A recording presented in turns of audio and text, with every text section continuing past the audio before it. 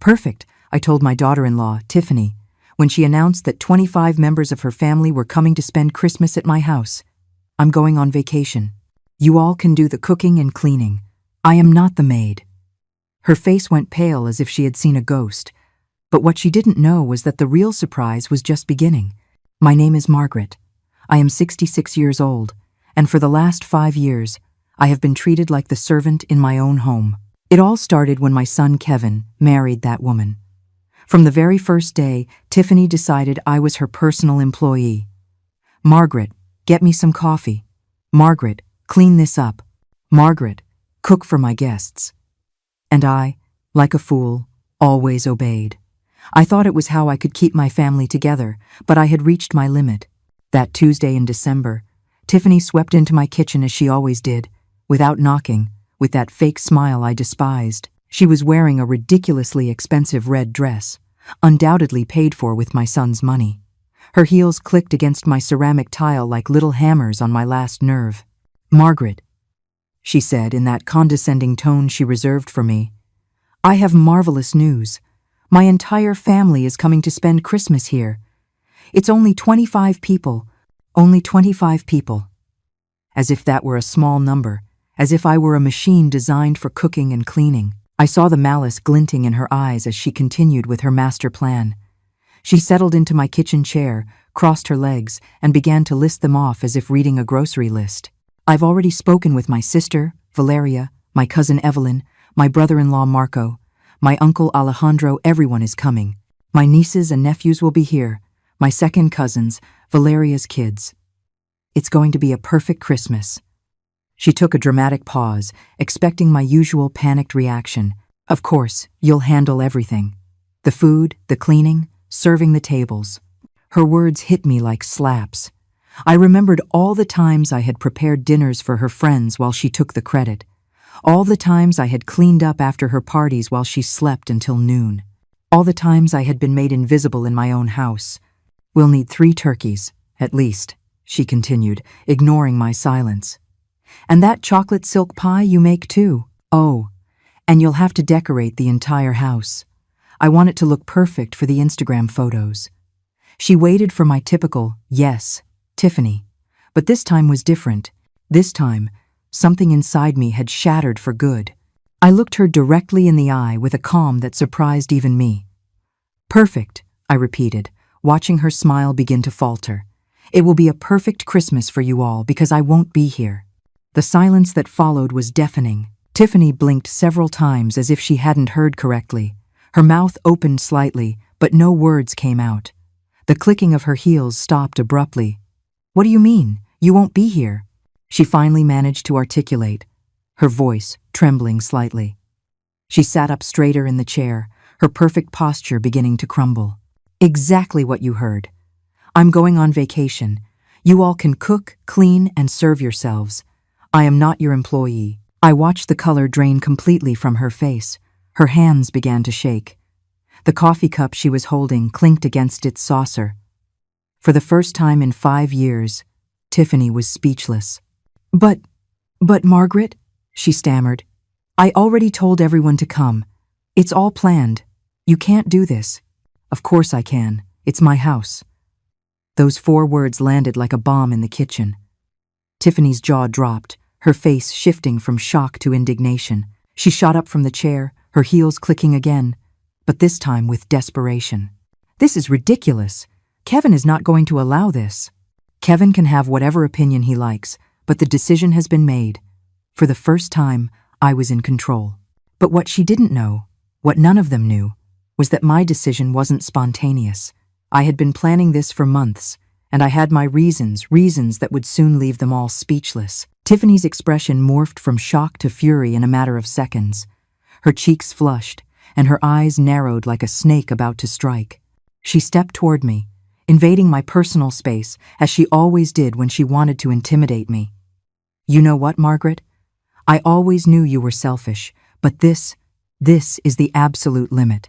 Her voice became venomous, each word dripping with contempt. My family is coming from far away, some from out of the country, and you're going to ruin their Christmas over a whim? A whim.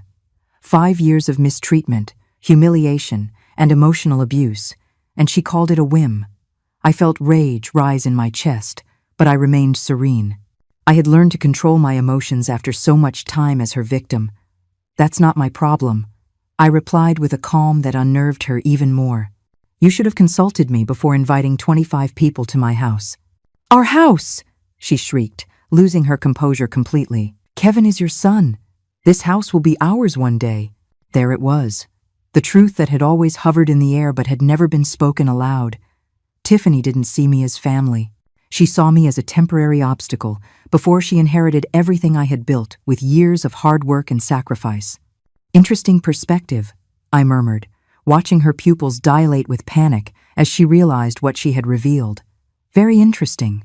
At that moment, I heard keys in the front door. Kevin was home from work. Tiffany ran to him like a child tattling to her father, her heels clattering with desperate urgency. "Kevin! Kevin, your mother has gone insane. She says she won't help with Christmas. She says she's going on vacation and leaving us alone with my entire family." I heard their muffled voices from the living room. Tiffany spoke in a rush, her tone sharp and dramatic. Kevin murmured responses I couldn't make out. After a few minutes, their footsteps approached the kitchen. My son appeared in the doorway, his suit wrinkled after a day at the office, his face tired but annoyed. Behind him, Tiffany followed like a shadow, arms crossed and a triumphant expression on her face. She clearly expected him to put me in my place. "Mom," Kevin began in that patronizing tone he had adopted since his marriage. "Tiffany told me about your decision. Don't you think you're being a little dramatic?" Dramatic. My own son was calling me dramatic for refusing to be his wife's servant. I felt something cold and hard settle in my stomach. Something that had been growing for months finally crystallized in that moment. "No, Kevin, I'm not being dramatic. I'm being clear." "But Mom, it's Christmas. It's a time for family. Tiffany already invited everyone. We can't cancel now." "I didn't say to cancel. I said I won't be here." Tiffany stepped forward, placing herself between Kevin and me like a human barrier. "See what I mean? She's become completely irrational. What will my family think? What am I going to tell them?" "Tell them the truth," I answered calmly. "That you assumed I would be your employee without consulting me, and that you were mistaken." Kevin sighed deeply, running a hand through his hair as he did when he was frustrated. "Mom, be reasonable. You know Tiffany can't cook for 25 people by herself. And why not? I've cooked for her parties for years. It's time she learned." "But I work," Tiffany protested. "I can't take days off to cook. My career is important." Her career. A part-time position at a boutique she had probably gotten through Kevin's connections. But of course, her career was more important than my time, my energy, my dignity. "Then hire a caterer," I suggested with a sweet smile. "There are many excellent options in the city." "Catering costs a fortune," Kevin exclaimed. "Why spend thousands of dollars when you can?" He stopped abruptly, realizing what he was about to say. "When I can do it for free," I finished for him. "Like always. Like the employee you think I am." The silence stretched between us like a widening crack. Tiffany and Kevin exchanged nervous glances. I could see the wheels turning in their heads, trying to find a way to manipulate me into giving in. "Look, Mom," Kevin said finally, adopting a softer tone. "I know you've been a bit sensitive lately. Maybe you're going through some hormonal changes." Hormonal changes. Seriously. He was reducing me to a hysterical, menopausal woman. The fury I had been containing began to boil beneath the surface, but I managed to keep my voice steady.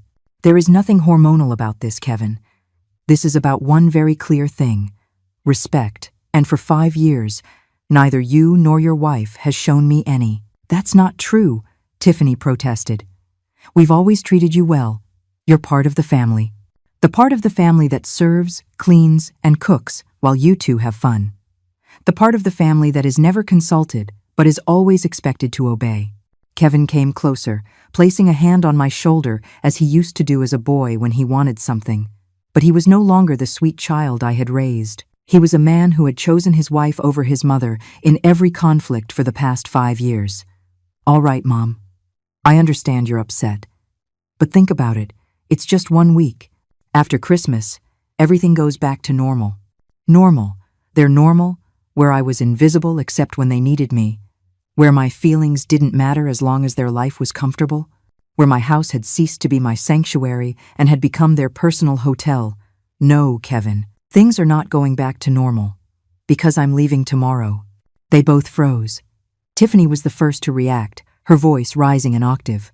Tomorrow? Tomorrow, I confirmed, enjoying the panic that began to gleam in their eyes. I already have everything arranged. What they didn't know was that I truly did have everything arranged, just not in the way they thought. "This is insane!" Tiffany shrieked, her eyes wide as she paced my kitchen like a caged animal. "You can't leave tomorrow. It's impossible. My family arrives in 3 days." "Well, you should have thought of that before you took for granted that I would be your employee," I replied, maintaining my serene tone as I calmly washed my coffee cup. Every movement was calculated to show that her dramatics didn't faze me. Kevin just stood there, shifting nervously from one foot to the other, clearly torn between supporting his hysterical wife and trying to reason with me. His eyes darted between the two of us, as if he were watching a tense tennis match. "Mom, please," he finally murmured. "At least tell us where you're going. When will you be back?" "I'm going to visit my sister in Miami," I lied smoothly, "and I'll be back after New Year's." The lie came so naturally it surprised even me, but it was necessary. They couldn't know my real plans. Not yet. After New Year's? Tiffany practically choked on her own words. But what are we going to do? I already told everyone to come. My uncle Alejandro already bought his plane tickets from Miami. Valeria canceled her plans. Marco took time off work. Those are their problems, not mine. I saw desperation begin to replace the rage on Tiffany's face. Her perfectly manicured hands trembled as she gripped the marble countertop, her knuckles white from the pressure. Margaret, her voice suddenly changed, becoming syrupy and manipulative. "You know I've always thought of you as a second mother. You're so important to me, to us. You can't just abandon us like this." There it was, the switch in tactics from fury to emotional manipulation. I had seen this play many times before, but it no longer worked on me. "If you really considered me a mother, you wouldn't treat me like a servant." "But I don't treat you like a servant. I just thought you enjoyed cooking for the family. I thought you liked to feel useful." Useful. That word pierced me like a dagger. For 5 years, I had believed that being useful was my way of keeping the peace, of securing a place in my son's life. But now I understood that being useful had only made me a shadow in my own home. "You know what, Tiffany? You're right. I do like to feel useful. That's why I'm going to be useful to myself, for the first time in years." Kevin intervened again, his frustration now evident in every line on his face. "Mom, this isn't fair. You know we don't have the money to hire a caterer for 25 people. The deposit on the new apartment wiped out our savings." A new apartment. This was the first I was hearing about a new apartment. My eyes narrowed as I processed this information. Since when were they planning to move, and why hadn't they told me? "What new apartment?" I asked, my voice laced with a dangerous curiosity. Tiffany and Kevin exchanged a guilty look, the kind of look you share when you've just revealed something that was supposed to be a secret. "Well," Kevin began, looking down at his shoes, "we were going to tell you after the holidays. We found an incredible place downtown, 3 bedrooms, ocean view, a gym in the building." "Sounds expensive," I observed, keeping my tone neutral, though my mind was racing. "Well, yes, but it's worth the investment. And don't worry, we're not moving far. Only 30 minutes from here." 30 minutes. Close enough to keep using my house as their personal restaurant, but far enough to have their privacy. "How convenient, and how do you plan to pay for it?" I asked, though I already had a suspicion about the answer. Tiffany's face suddenly lit up, as if she'd found the perfect solution to all our problems. "That's why it's so important that we have a perfect Christmas. My uncle Alejandro is very generous when he's impressed, and my brother-in-law Marco has connections in real estate. If everything goes well, they could help us with Kevin's business." There it was. The real reason behind the grand Christmas celebration. It wasn't about family or tradition. It was about money, about impressing wealthy relatives to get financial favors. And I was the cornerstone of their manipulation scheme. I see, I murmured, letting the silence hang as they both waited for my response. So, you need your Christmas to be perfect to impress the rich family. Exactly, Tiffany exclaimed, relieved that I finally understood the gravity of the situation. I knew you'd get it. You're so smart, Margaret. You always know the right thing to do. The right thing. For 5 years, the right thing had been to sacrifice my comfort, my time, my dignity to make their lives easier. But now I had a completely different perspective on what was right. You're right, Tiffany. I know exactly what the right thing to do is. That's why my decision stands. I'm leaving tomorrow. The hope vanished from their faces like spilled water. Tiffany began to breathe rapidly, on the verge of a panic attack. You can't do this. You can't ruin our future over a tantrum. It's not a tantrum. It's a well-thought-out decision. But what will my family think when they arrive and there's no one here to receive them? What will they think when they see there's no food prepared? They will think that their niece invited them without having the capacity to be a host. And they will be correct. Kevin stepped closer, his desperation now palpable. Mom, please, if you really need a vacation, we can postpone it. After New Year's, you can go wherever you want. For as long as you want, we'll pay for your trip, the hotel, everything. They'd pay for my trip? With what money, I wondered, if they had just said the apartment deposit left them with no savings. But it didn't matter. Their offer was 5 years too late. The offer is tempting, Kevin, but my decision is made. This is emotional blackmail, Tiffany burst out, her mask of sweetness finally falling away completely. You're using our situation to manipulate us. Emotional blackmail. The words hung in the air like an unwitting confession. Because if I was engaging in emotional blackmail by refusing to be their free employee, what had they been doing for 5 years? You know what emotional blackmail is, Tiffany? It's making me feel guilty every time I don't want to cook for your friends. It's telling me that a good mother-in-law always puts the family first when I refuse to clean up after your parties. It's assuming my plans don't matter because I'm retired and have nothing better to do. Every word was a bullet that hit its mark. I saw them both flinch slightly with each accusation because they knew it was true. All of it was true. That's not the same thing, Tiffany stammered, but her voice had lost all its previous force. You're right. It's not the same. Because what you two have done is much worse. You have taken my generosity for granted for years. The kitchen fell into a tense silence. I could hear the ticking of the wall clock, the hum of the refrigerator, Tiffany's ragged breathing. But what I could hear most clearly was the sound of my own approaching freedom. Because tomorrow, everything would change, and they had no idea just how much. That night, while Tiffany and Kevin were still in the living room arguing in desperate whispers, I locked myself in my room and pulled out my laptop. It was time to set the second phase of my plan in motion, a plan that had been brewing for months, ever since I discovered something that changed my entire perspective on my dear daughter-in-law. 3 months earlier, while foolishly cleaning Kevin's home office, I had found a forgotten folder among his papers, filled with bank statements, printed emails, and legal documents. At first, I thought they were work papers, but something caught my eye. Tiffany's name appeared again and again in transactions I didn't understand. That night, after they went to sleep, I returned to the office and reviewed everything meticulously. What I found chilled me to the bone. Tiffany had been spending money they didn't have. A lot of money. Credit cards in Kevin's name that he knew nothing about. Personal loans using the house as collateral, and compulsive shopping sprees at luxury stores that added up to over $50,000 in debt. But that wasn't all. I also found emails where Tiffany discussed with her friends how to manage Kevin so he wouldn't discover her spending, how to keep him distracted while she kept shopping.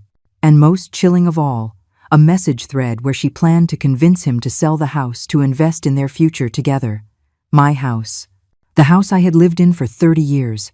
The house I had paid for with my work, my savings, my sacrifices. Tiffany wanted Kevin to sell it to pay off her compulsive shopping debts. That night, I couldn't sleep. I stayed awake until dawn, processing the betrayal, the manipulation, the deceit. But along with the devastation, something else began to grow. A cold, calculated determination to protect myself. The next day, I began my own silent investigation. I hired a private detective, a discreet man my lawyer had recommended years ago. I asked him to track all of Tiffany's financial activities. What we discovered was even worse than I had imagined. Not only was she a compulsive spender, but she had also been lying about her job. Her important career at the boutique was part-time, and she was barely making minimum wage, but she had been telling Kevin she earned 3 times that amount. Where did the extra money for her personal expenses come from? The secret credit cards, of course. And there was more. Tiffany had been telling her relatives that we were much wealthier than we actually were. She had told them that Kevin had a thriving business, that I had a considerable fortune, that our house was worth twice its actual price. All lies to maintain her image as a successful, well-married woman. Now, as I looked at my laptop screen in the quiet darkness of my room, I smiled for the first time in months. Because I had taken steps they couldn't even imagine. First, I had moved all my savings to a new account at a different bank, an account Kevin knew nothing about and would never have access to. Then, I had consulted with my lawyer about how to protect the house's deed. It turned out there were very effective legal ways to ensure no one could force me to sell it. But my masterstroke had been to contact Tiffany's family directly. Not all of them, just the ones who really mattered. Her uncle Alejandro, the successful businessman from Miami, her brother-in-law Marco, the real estate agent who was supposedly going to help them, and her sister Valeria, who worked in finance and had an impeccable reputation. I had sent them very polite emails, introducing myself as Tiffany's concerned mother-in-law. I told them I was worried about the young couple's delicate financial situation and wanted to ask their advice on how to help. Of course, I had accidentally attached some of the most alarming bank statements I had found. The responses were immediate. Alejandro was furious at being deceived about Tiffany's real situation. Marco immediately canceled any plans for financial assistance. Valeria was so angry she threatened to come personally to sort out her younger sister's life. But the best part was that none of them had said anything to Tiffany yet. They were waiting for the Christmas gathering to confront her in person. A gathering that would now be missing the host they expected, the food they were promised, and the festive atmosphere Tiffany had painted in her lies. My phone vibrated with a text message. It was from Alejandro. "Mrs. Margaret, after reviewing the documents you sent, my family and I have decided to arrive a day earlier than planned. We want to speak with Tiffany about some important matters before the celebration. Would it be possible for you to receive us on the morning of the 23rd?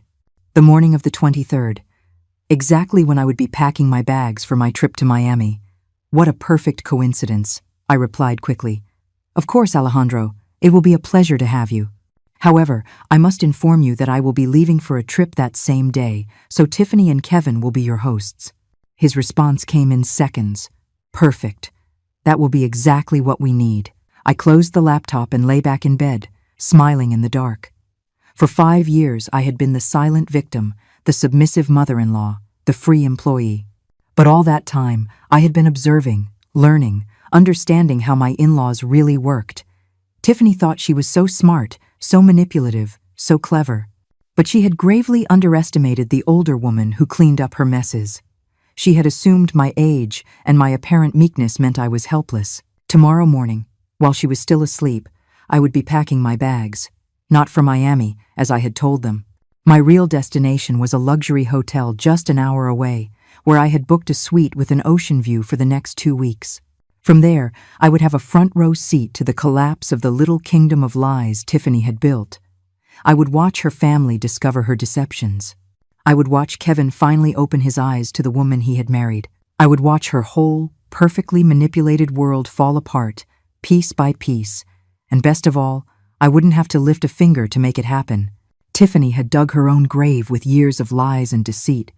I had simply taken the shovel out of her hands and showed her family where to look. Outside, I could hear that the argument in the living room had finally ended. Footsteps on the stairs, doors closing, the tense silence of a house full of unresolved conflicts. But I slept deeply that night. For the first time in 5 years, I slept with the smile of someone who knows that justice, even when it's late, always arrives.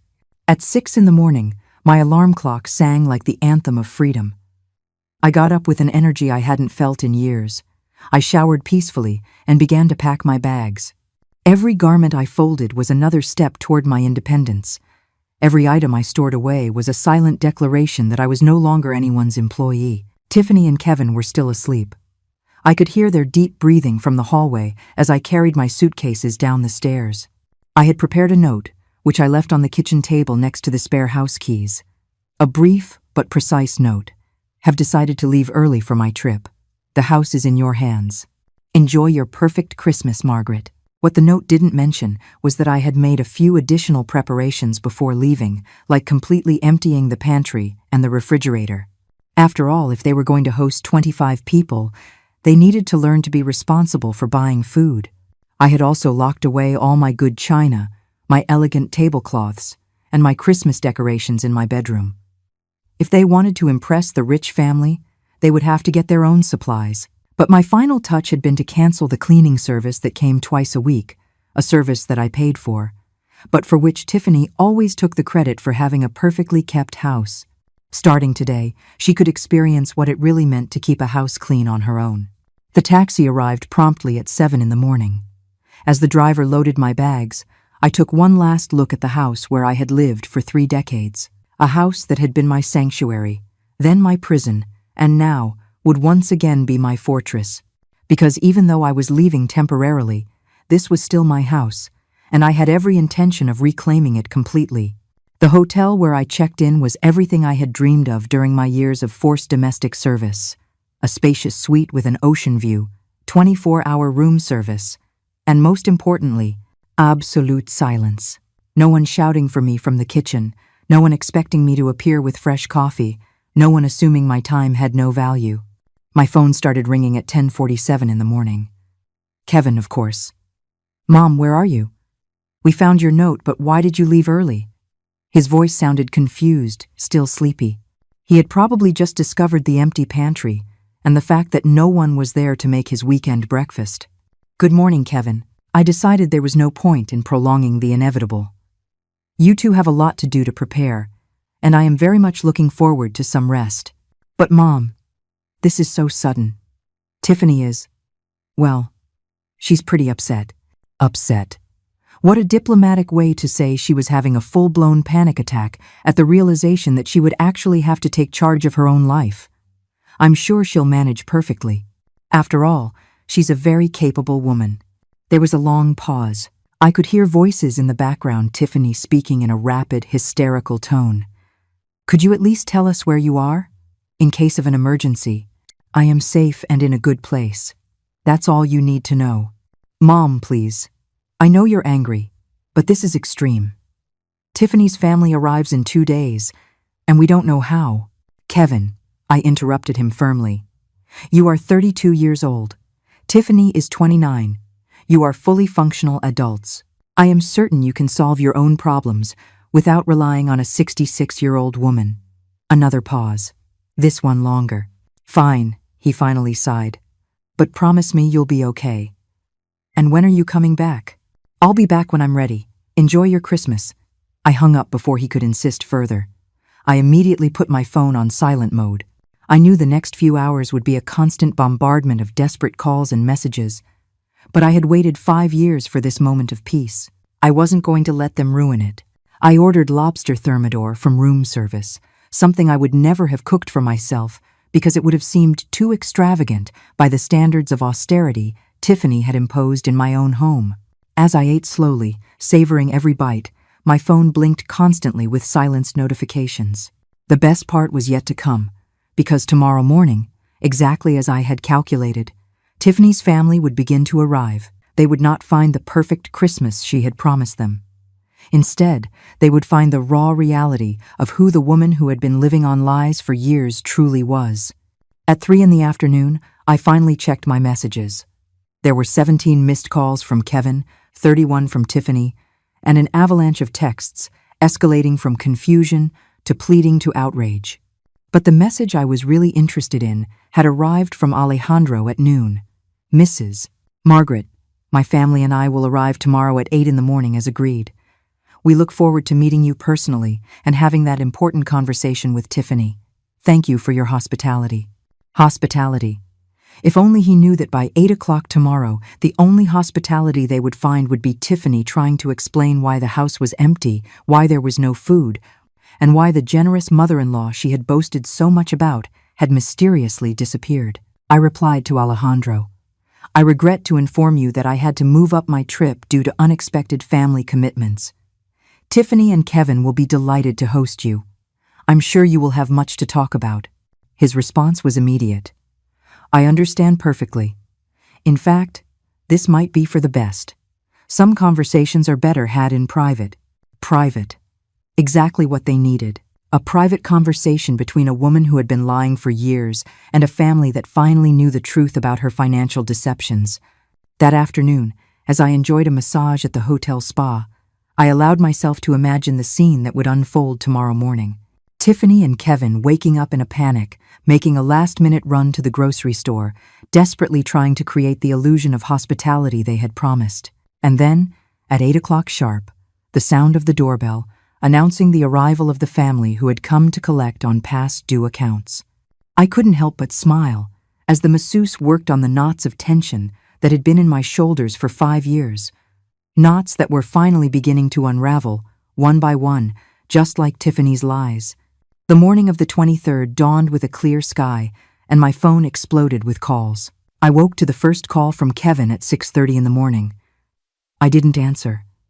While I leisurely ate eggs Benedict with smoked salmon on my suite's terrace, I decided to check the voicemails.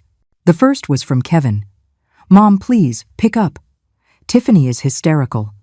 We don't know what to make for breakfast for 25 people. The grocery store doesn't open until 8, and the family arrives at exactly that time. We need help, urgently. Please, please call us." The second was from Tiffany, her voice completely broken. "Margaret, I know you're mad at me, and I get why, but please don't make me look bad in front of my family. They traveled from so far away.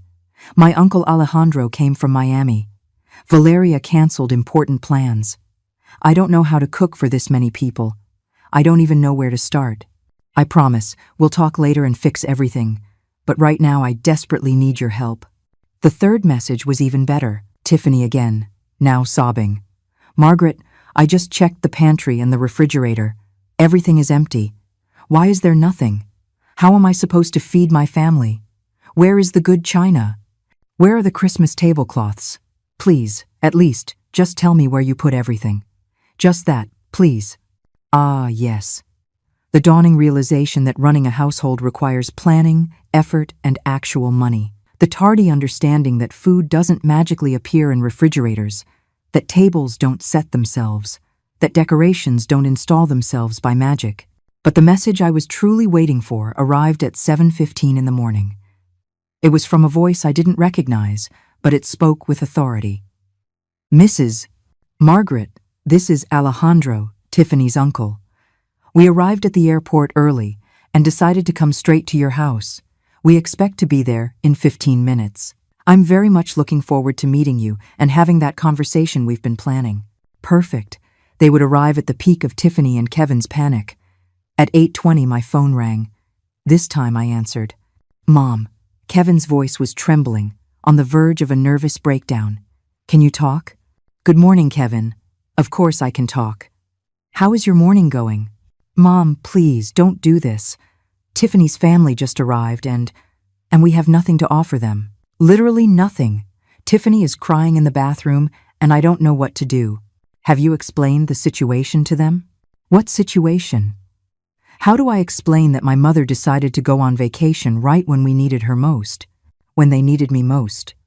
Not when I needed respect or understanding or a simple thank you for 5 years of service. Only when they needed me. Tell them the truth, Kevin, that for 5 years you took it for granted that I would be your unpaid domestic servant and that I finally decided I deserved a vacation." There was a pause. I could hear voices in the background, a mix of panic and confusion. Someone was speaking sternly, probably Alejandro, asking where the main hostess was. "At least can you tell us where you always bought the food? What you used to make for special occasions? Anything to help?" "Kevin, I didn't always buy anything. I planned for weeks in advance. I researched recipes, made detailed lists, compared prices, and dedicated entire days to preparation. It wasn't magic, it was work, a lot of work." The silence on the other end told me he was finally beginning to understand the magnitude of what he had ignored for years. "Look, he continued, his voice smaller. I know we've been inconsiderate, but right now I need practical solutions.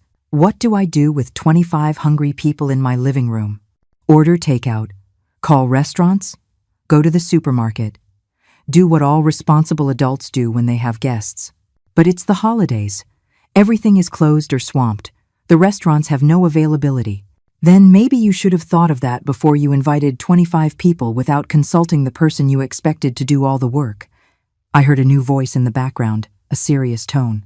Alejandro was clearly demanding an explanation. Mom, Tiffany's uncle wants to talk to you. He says he needs to understand what's going on. I would love to talk to him, but I'm on vacation. Tell him Tiffany can explain everything perfectly. After all, she's the one who organized this gathering. Please, Mom, just 5 minutes. He's very confused and a little upset. I think he can help us solve this. Help us. Again, it was all about helping them. It was never about what I needed, what I deserved, or how they had made me feel for years. Kevin, listen to me very carefully. For 5 years, every time you needed something, I was there. Every time Tiffany wanted to impress someone, I did the work. Every time you had problems, I was the solution. Today, for the first time in half a decade, you have to solve your own problems. And that is not my responsibility. But it's my family, he finally shouted, losing his composure. I heard Alejandro's clear voice in the background. Young man, I need to understand what kind of family gathering you organize. Where is the woman of the house? Where is the grandmother who invited them?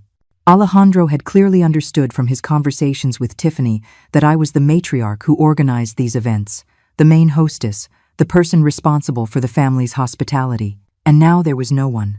Just 2 confused adults finally facing the consequences of their own choices. Mom, please, at least talk to him. Explain that there's been a misunderstanding. There is no misunderstanding, Kevin. There is a reality that you refused to see for years. And that reality is that without mutual respect, there is no functional family. I hung up.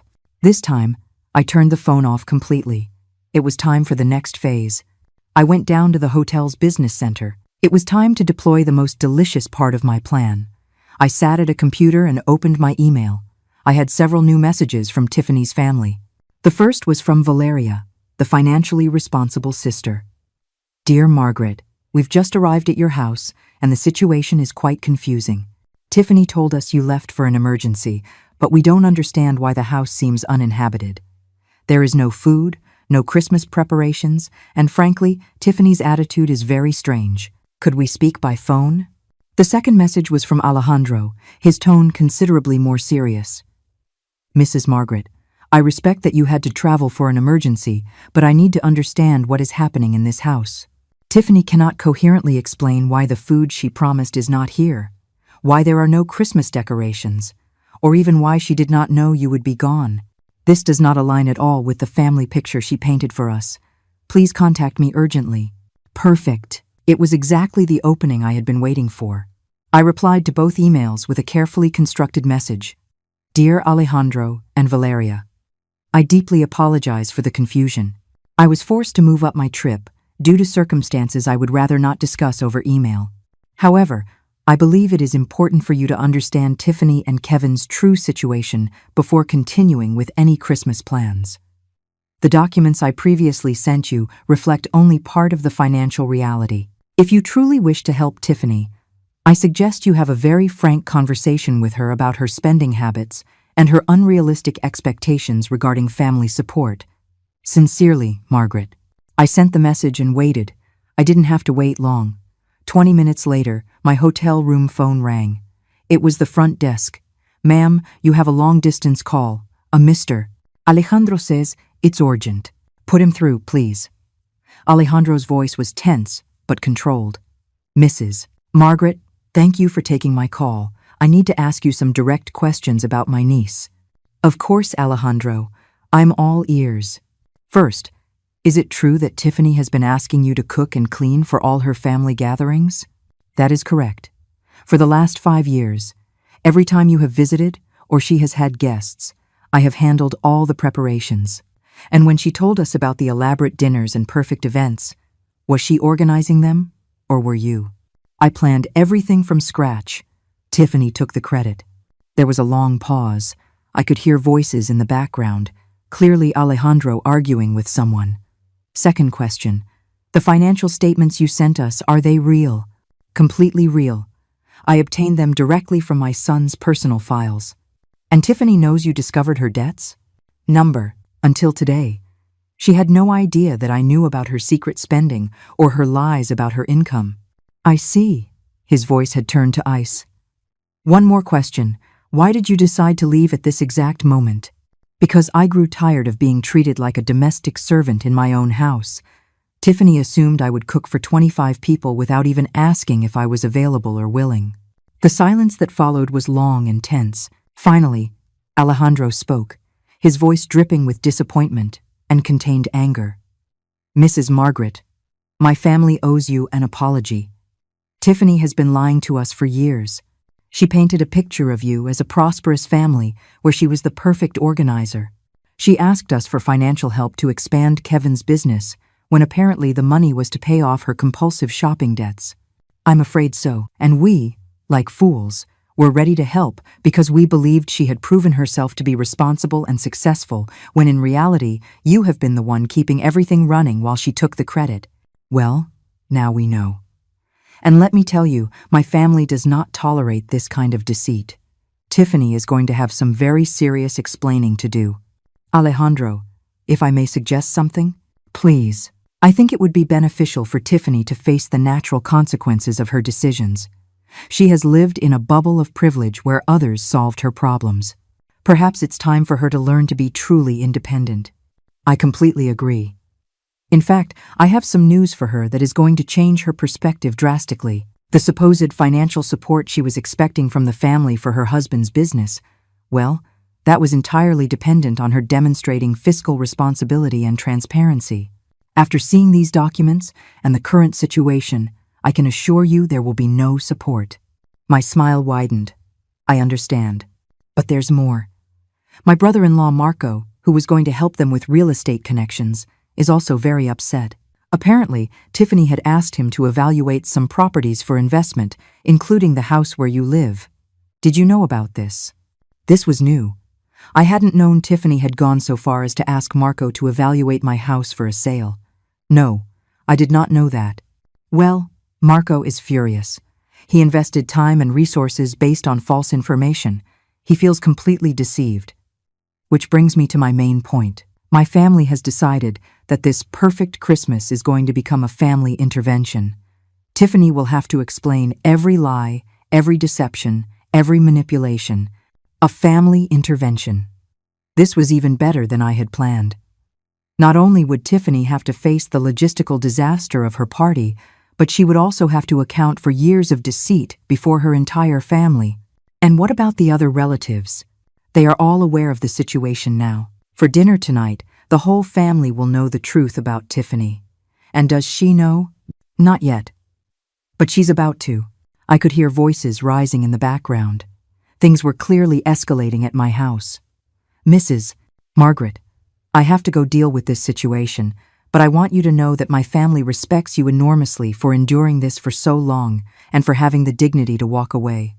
Thank you, Alejandro. That means a great deal to me. One more thing. When you are ready to return, we hope to meet you properly. The real Margaret, not the employee Tiffany pretended you were. It will be a pleasure. I hung up and leaned back in my chair, feeling a deep, warm satisfaction. At my house, Tiffany's world of lies was crumbling, piece by piece, exactly as I had planned.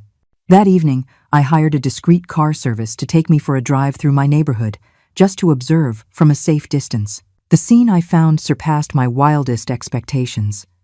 There were several rental cars parked haphazardly, and multiple grocery bags were scattered on the front porch, clearly abandoned mid-crisis. It was like watching a telenovela in real time, only 1,000 times more satisfying. My phone vibrated. It was a text from Valeria. Mrs. Margaret, could you call me? I need to ask about additional documents. I called immediately. Mrs. Margaret, she said, her voice tense, I'm reviewing my sister's financial situation, and it's worse than we thought. I just discovered she has been using Kevin's name and credit information to open accounts he doesn't know about. This could be considered identity fraud. This was new information. Does Kevin know? We just told him an hour ago. He's in shock. He keeps saying it must be a misunderstanding.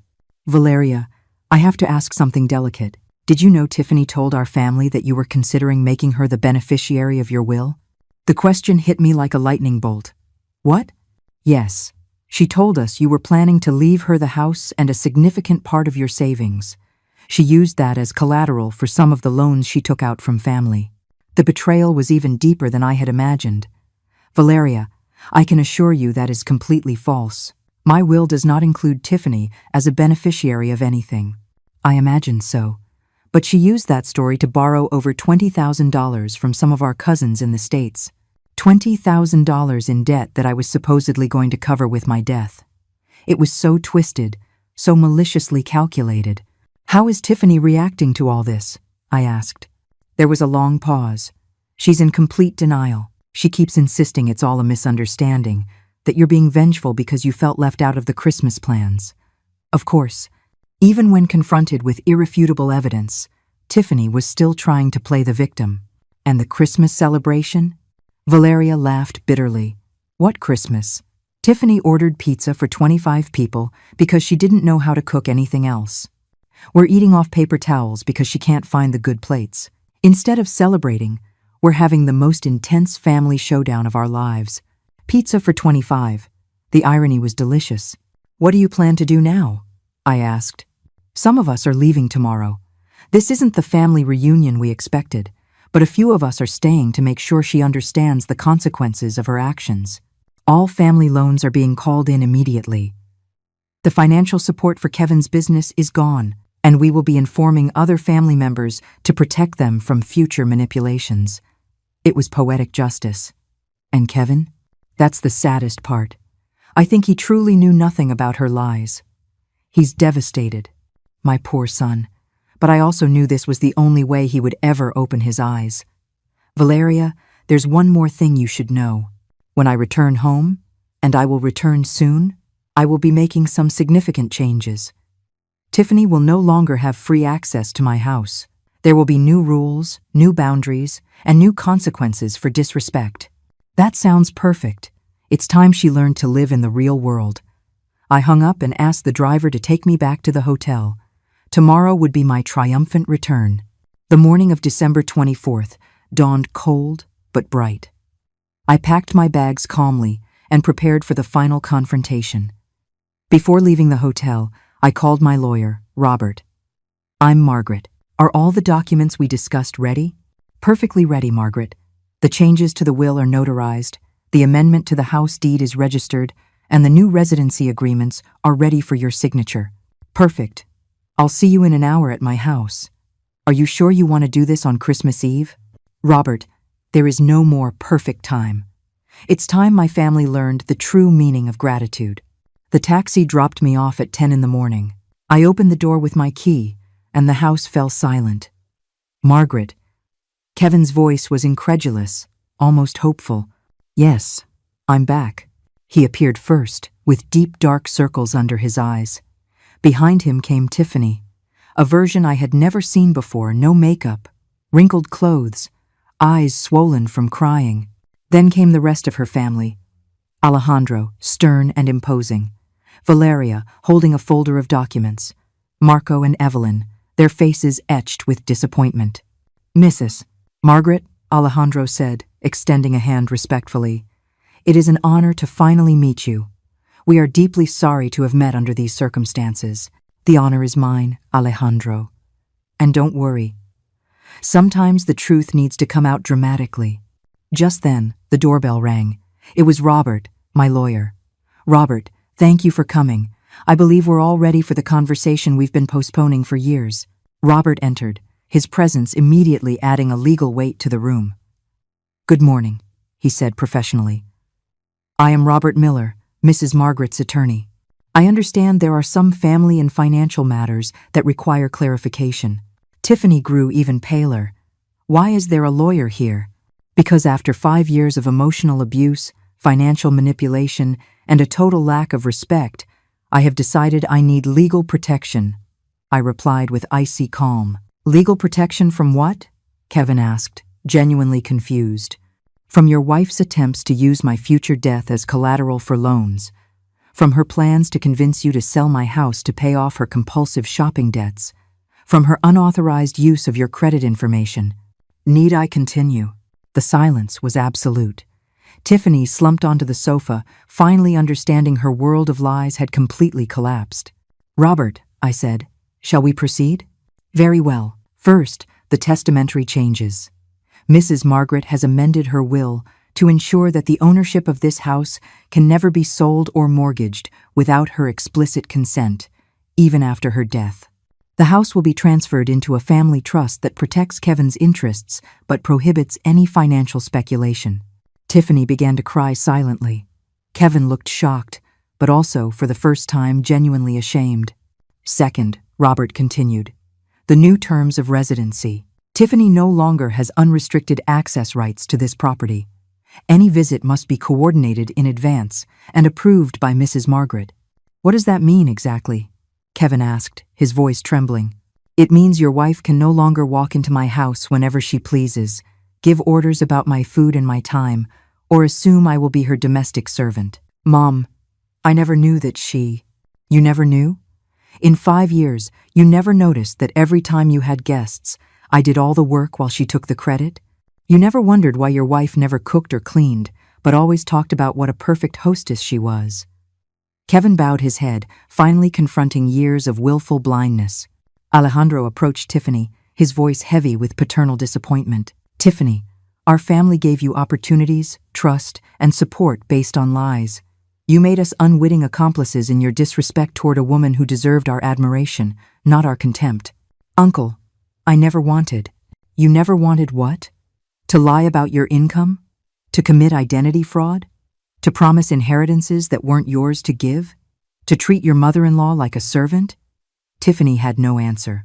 There is one more thing, I continued, looking directly at Tiffany. You will pay back every penny you borrowed, using lies about my supposed inheritance.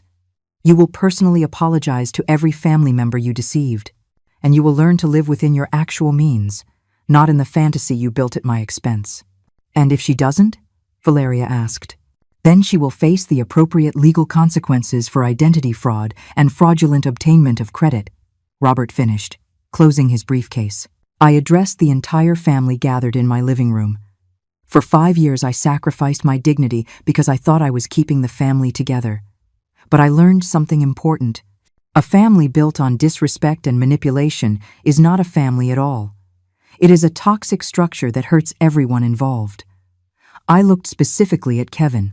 Son, I love you, but you have to decide what kind of man you want to be. One who allows his wife to abuse his mother, or one who defends respect and honesty in his family. Finally, I looked at Tiffany. And you have to decide if you want to be a responsible adult who faces the consequences of her actions, or continue to be a manipulative child who expects others to solve the problems she creates. The clock struck noon on Christmas Eve. Now, I said, with a smile I had been saving for months, those who wish to stay for a Christmas based on honesty, respect, and real gratitude are welcome. Those who prefer to continue living in fantasies and manipulations may leave. For the first time in 5 years, I was in total control of my house, my life, and my future, and I had never felt a freedom so sweet.